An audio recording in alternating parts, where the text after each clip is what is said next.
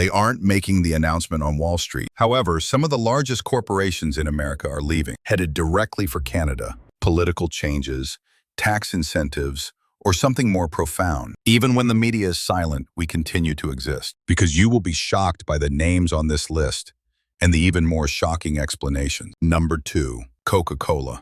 Who thought that the US's most popular drink would disappear like a poisonous X?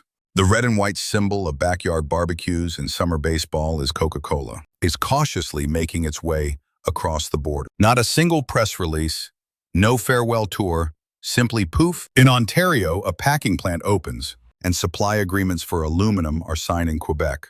Why? U.S. aluminum imports were hit by tariffs, and the price of Coca-Cola cans skyrocketed. When they had to decide between discovering a loophole or bleeding billions, they went with door number 2. Don't assume that this is all about cans.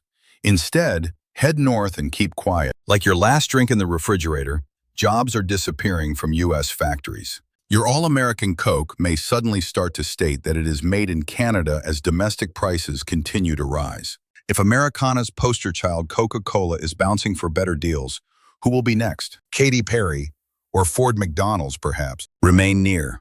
This rabbit hole is much deeper than bubbles and candy. Number 1, General Motors. Recall the day when General Motors was untouchable, Detroit's pride, and the driving force behind the American dream. Your uncle drove a Chevy, and your grandfather most likely constructed Buicks. A GM paycheck was given to someone at the table every Thanksgiving, but 2025. That legacy is disintegrating like rust on an old truck, and nobody is raising the alarm you would think they would. GM. Cornerstone of American industry to go down with a fight. Spoiler alert, they're moving strategically northward and quietly, not fiercely. While most people in America are baffled as to why their car now costs $7,000 more than it did 3 years ago.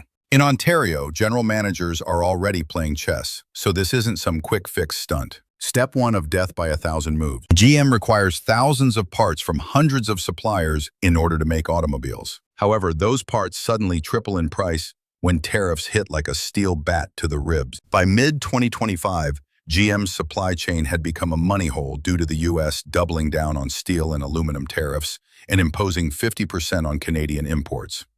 Increasing car pricing isn't the same as lowering soda costs to $2.99. Since no one buys a $40,000 SUV on a whim, GM blinked and mumbled when U.S. demand stagnated.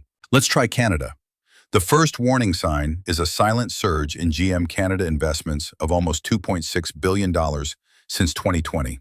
It seems harmless, doesn't it? Before we go on to the next great name that will leave the U.S. in the dust, hit like, leave a comment, and subscribe.